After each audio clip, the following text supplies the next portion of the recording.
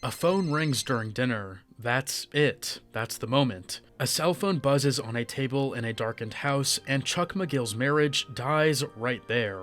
Watch his face. Rebecca answers the call. It's work, just a quick conversation, and something shifts behind Chuck's eyes. His electromagnetic hypersensitivity flaring up, or so he believes. Phone pressed to her ear, and Chuck can't take it anymore. He snatches the phone from her hand and throws it away from him. Rebecca stares at him, demands an explanation. And here's where Chuck McGill makes the choice that defines his entire character. He could tell her the truth. He could say, I have a condition. I know it sounds crazy, but I need you to understand. He could be vulnerable. He could be human. Instead, he lectures her about manners, about the rudeness of answering a phone during dinner. She leaves. Jimmy wants to tell her what's really going on, but Chuck time after time tells him to say nothing, because admitting weakness was worse than losing her. This is the tragedy of Chuck McGill. Better Call Saul gives us cartel enforcers and meth empires,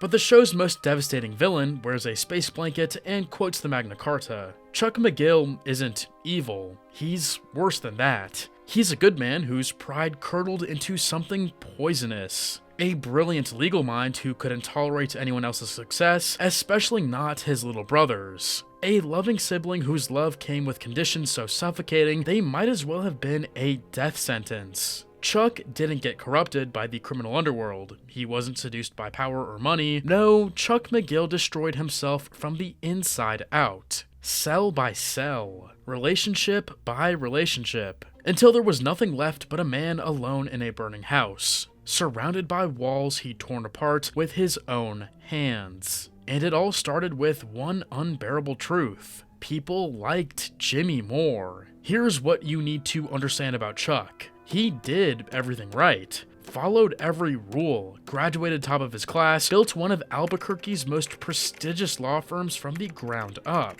The man clerked for federal judges, he argued landmark cases, he was by any objective measure a towering success. Jimmy was a con artist. Slippin' Jimmy from Cicero, Illinois. A guy who ran scams out of bars and probably stole from their father's cash register until the family store collapsed. Chuck blames Jimmy for their dad's death. Maybe he's right, maybe he's not. Doesn't matter. What matters is this. Despite all of Chuck's accomplishments, despite all of Jimmy's failures, people still gravitated toward the younger brother. Jimmy had charm, charisma. He could walk into a room full of strangers and leave with friends. Chuck walked into rooms and commanded respect, but not warmth. Never warmth. Their mother proved it on her deathbed. The scene is almost too painful to watch. Chuck has been keeping vigil at the hospital for days. Devoted, loyal. The good son doing his duty while Jimmy steps out for sandwiches. And in those few minutes, Ruth McGill wakes up. Her final moment of consciousness, her last words on this earth. Jimmy. No, Mom, it's me, Chuck. She calls for Jimmy, not Chuck. Not the son sitting right there beside her, holding her hand. She calls for Jimmy twice. Chuck tries to correct her. She dies calling for his brother. When Jimmy returns and asks if she said anything, Chuck lies. Says she passed without a word. He couldn't bear to admit that even in death, even after everything, their mother preferred the screw-up. This moment broke something in Chuck McGill, or maybe it just revealed what was always broken. So when Jimmy decides to turn his life around, when he starts taking night classes while working in HHM's mailroom, when he passes the bar exam through sheer determination, when he earns a law degree from the University of American Samoa through correspondence courses, Chuck should be proud. His little brother finally went straight, finally proved he could do something legitimate. Chuck is horrified, because being a successful lawyer was the one thing Chuck had over Jimmy, the one area where his superiority was unchallengeable. If Jimmy becomes a lawyer too, what does Chuck have left? So he sabotages him. Not openly. Chuck doesn't have the courage for that. Instead, he instructs Howard Hamlin to reject Jimmy's application and take the heat. For years, Jimmy believes Howard is the one blocking him. He has no idea his own brother has been working against him the entire time. When the truth finally comes out, Chuck delivers a line that echoes through this entire series. You're not a real lawyer. University of American Samoa, for Christ's sake? An online course? What a joke. Slipping Jimmy with a law degree is like a chimp with a machine gun. He says this to the brother who's been taking care of him, who's been bringing him groceries and newspapers and ice, who's been managing his errands and his life while Chuck hides from the world wrapped in a space blanket. Jimmy devoted over a year to caring for Chuck out of genuine love. Chuck repaid him with betrayal. There's a flashback in season 4 that makes Chuck's tragedy even more painful. We see the McGill brothers at karaoke. Younger, happier, Chuck is singing ABBA, of all things, and Jimmy is cheering him on. They're laughing together, enjoying each other's company, and for one brief moment, you see the relationship that could have been. This is who Chuck was before the jealousy consumed him. Before the ego calcified into something impenetrable. There was warmth in him once. There was love.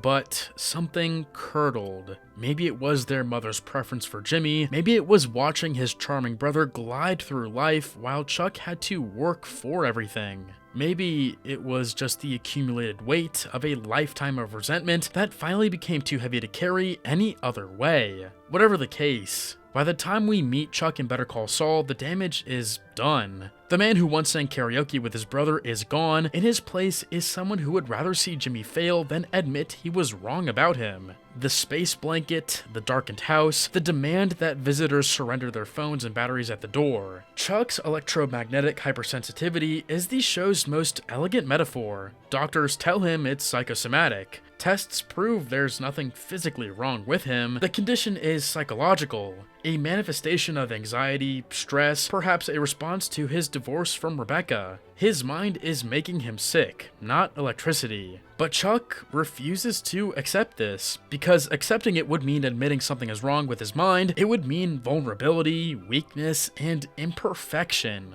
So he wraps himself in space blankets and tears out the wiring in his walls and lives like a hermit in a house without power, all rather than admit he might need help. This is ego as illness, pride as prison. And the episode Chicanery, it finally catches up to him. The bar hearing should be Chuck's triumph. He's got Jimmy dead to rights. There's a taped confession where Jimmy admits to tampering with legal documents. The case is open and shut. Chuck takes the witness stand confident, smug, certain he's about to destroy his brother's career once and for all. But Jimmy has a plan.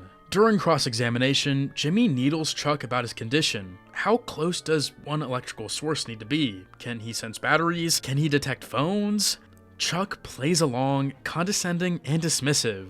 He knows Jimmy's trying something. He can see through his little brother's cheap tricks. Then Jimmy reveals he's had his cell phone in his pocket the entire time. Chuck scoffs. The battery's been removed. Just as I thought. There's no battery in here. You removed the battery. Could you reach into your breast pocket and tell me what's there?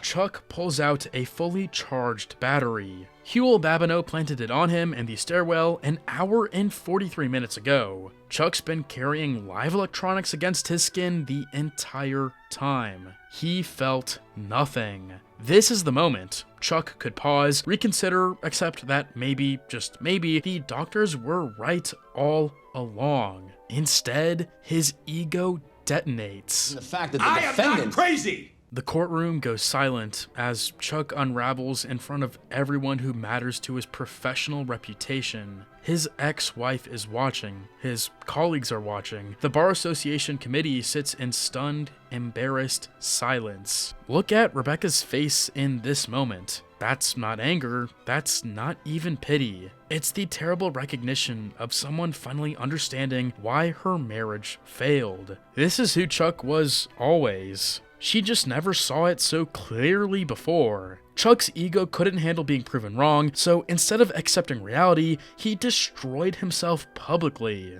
The committee doesn't disbar Jimmy. They suspend him for a year. Chuck's gambit failed. His brother walks away with his career intact, and Chuck is left with nothing but the memory of his own meltdown playing on loop in the minds of everyone who witnessed it. The fallout is swift. HHM's malpractice insurer learns about Chuck's condition and demands higher premiums. Howard suggests a graceful retirement, a buyout, a dignified exit. Chuck's response? He threatens to sue his own firm. You think I'm trouble now? As your partner?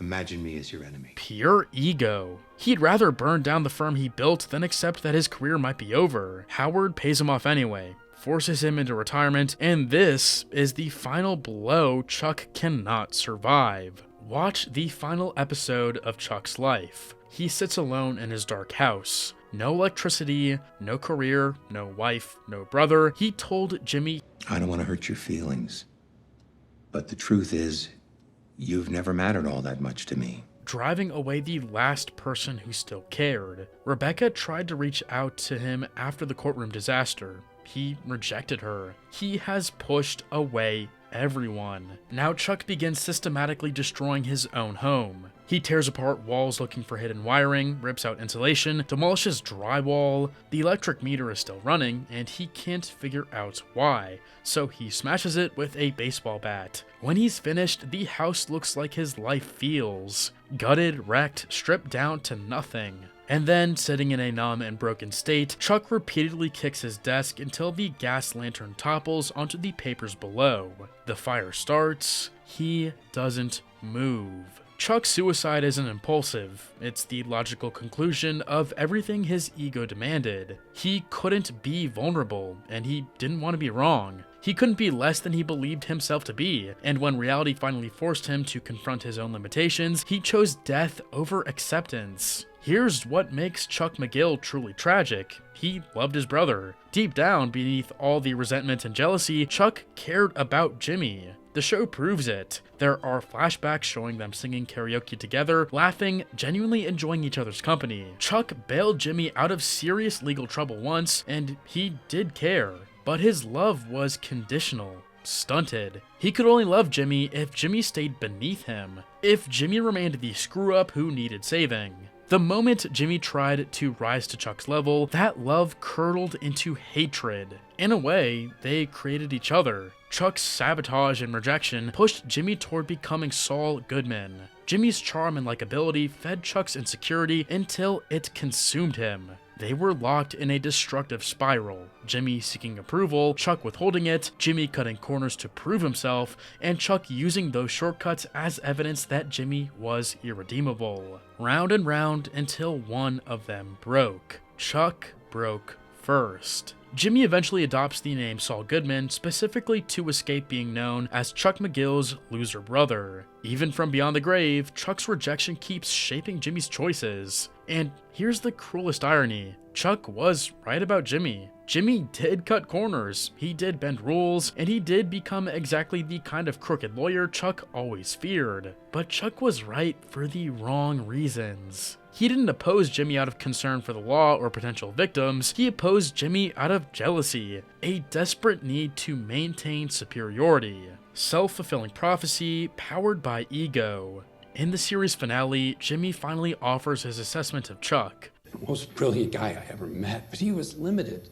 Limited. That's the perfect word. Chuck had every gift a person could ask for. Intelligence, education, success, respect, but he was limited by his inability to connect, limited by his jealousy, limited by his pride, limited by his desperate, suffocating need to be better than everyone else, especially his brother. He ended his life alone in a burning house, surrounded by the wreckage of walls he'd torn apart with his own hands. A perfect metaphor for what his ego did to his entire existence. Every time someone extended a hand, Chuck slapped it away. Because accepting help would mean admitting weakness, and Chuck's entire identity was built on being stronger, smarter, and better than everyone around him. When that identity collapsed, he had nothing left. Michael McCain's performance makes Chuck one of television's most compelling antagonists. He's not a cartel boss, he's not a murderer, he's just a man, consumed by his own insecurities. And somehow, that makes him more terrifying than any villain with a gun. Think about it. Lalo can kill you, Gus Fring can destroy your business, but Chuck McGill? Chuck can look at everything you've worked for, everything you've accomplished, everything you've become, and tell you it doesn't count. That you're still the same screw-up you've always been, that you'll never change. That's a different kind of destruction, the kind that burrows inside you and never leaves. Chuck's shadow extends across the entire series. His death sets Jimmy firmly on the path to Saul Goodman. His absence removes the one person who might have kept Jimmy grounded, even if that grounding came through opposition rather than support. Kim carries guilt for her role in the chicanery hearing. She helped humiliate a mentally ill man in public, and his suicide followed shortly after. Howard struggles with having forced Chuck out of the firm. He wonders if there was something more that he could have done. Years later, at Howard's memorial, Jimmy finally admits a painful truth. I guess, there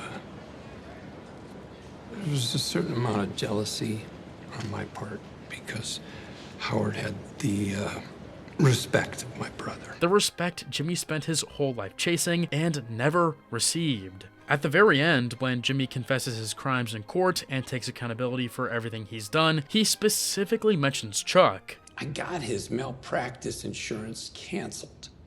I took away the one thing he lived for, the law. He calls it a crime, even though legally it wasn't. We've all seen what ego can do to a person. Maybe we've been that person. Maybe there's a little Chuck McGill in all of us, that voice that can't stand when someone else succeeds. That pride that won't let us admit when we're wrong. Chuck McGill is a cautionary tale about what happens when pride becomes pathology, when jealousy becomes obsession, when the need to be right becomes more important than the need to be loved. He had everything. His ego made sure he ended up with nothing. That's how Chuck McGill destroyed himself.